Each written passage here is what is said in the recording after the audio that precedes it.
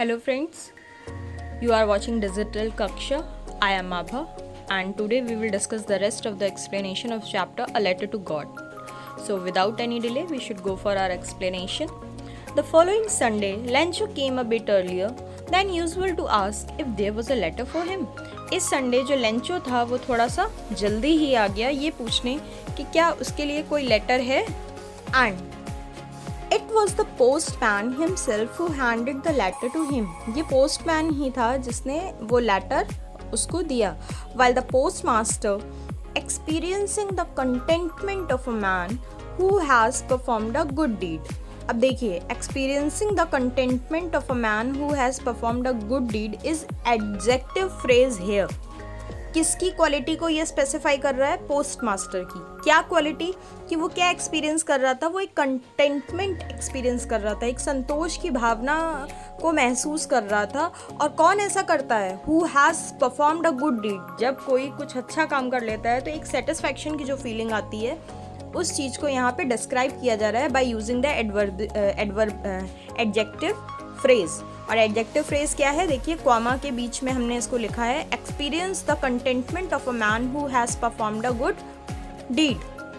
Looked on from his office. वो अपने office से लेंचो को देख रहा था.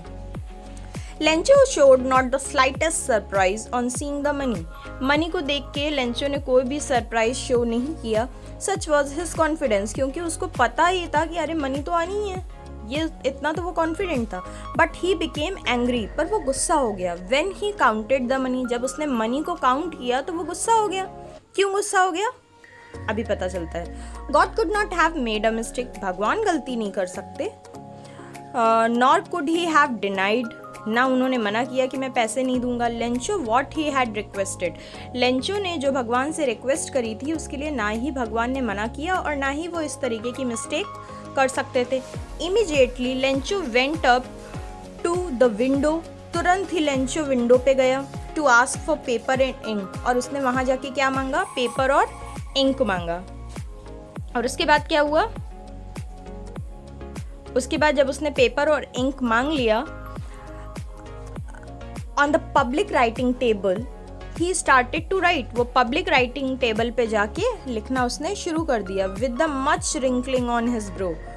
और इतने एक्सप्रेशन के साथ वो लिख रहा था कि जब वो लिख रहा था तो उसकी जो आईब्रोज थी वो सिकुड़ रही थी. Caused by the effort he had to make to express his ideas.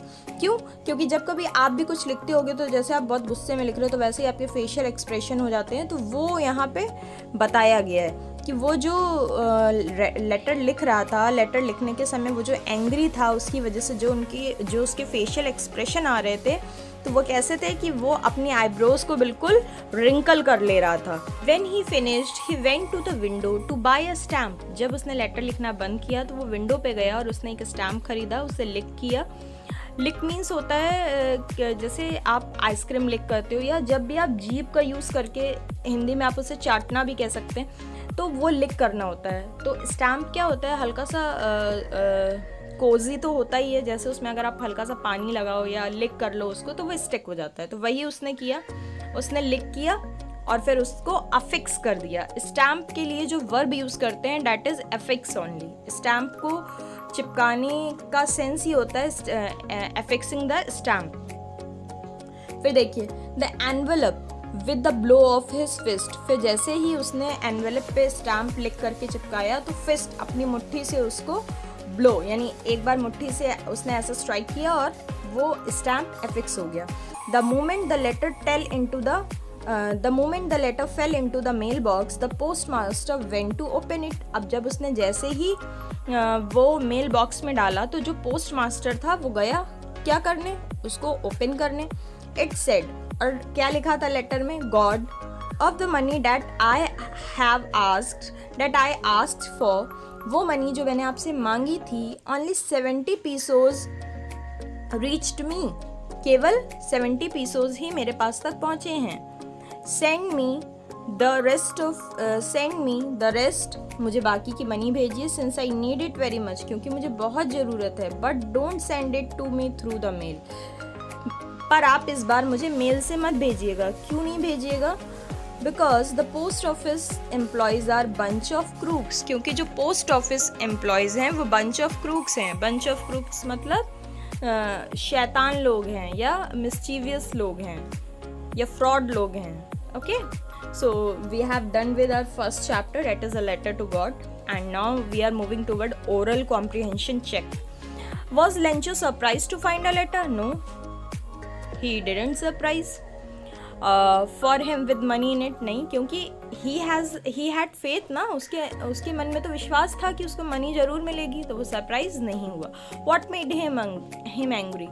When he found only 70 pesos in envelope, he became angry. Okay, this is the call of the day, and the rest of explanation we will discuss in our next session. Until then, stay safe, stay home, study hard, keep watching, and more importantly, if you people found this video useful, let me know in comments, and thank you.